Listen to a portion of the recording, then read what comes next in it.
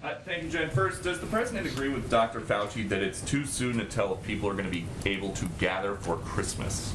Well, the president relies on CDC guidelines, and they have not changed their guidelines about who can gather together, those who are vaccinated.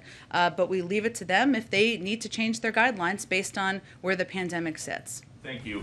Following up on something that you just said, you said that the president's going to have a virtual meeting with House progressives to talk about how this Build Back Better package is now going to be smaller than $3.5 trillion.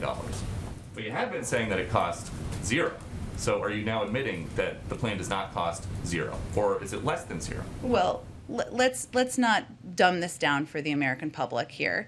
What we're talking about is how much the top line investments are, which are all paid for, so therefore it costs zero. No matter what the cost or size of the top line investments are, we have ways to pay for it. So the point is, that's important to the American public, all of your viewers too, is that this is not going to cost the American public $1. We're going to pay for this by asking corporations, the highest income, so people under $400,000, I should say, corporations' highest income, to cover the cost of these necessary investments. So just to not dumb it down then, does the plan cost nothing or is the plan free?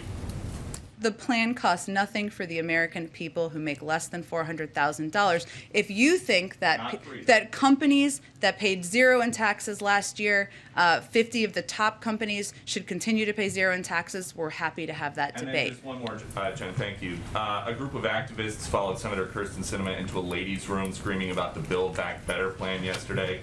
The president said today, "I don't think they're appropriate tactics, but it happens to everybody and it's part of the process." He is an expert on the process. Has he ever been chased into a restroom by activists? Let me be clear here, because I think the context of what happened here is very important.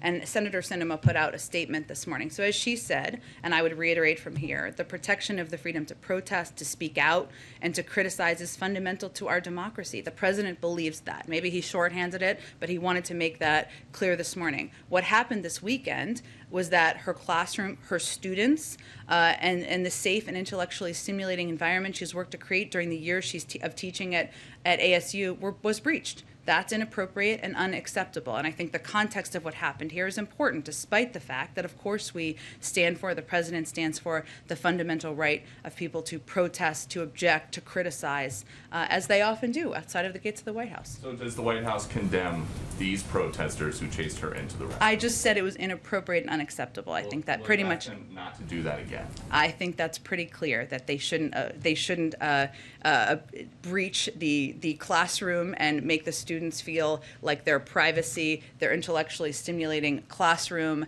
and their time as students in college is being broached upon.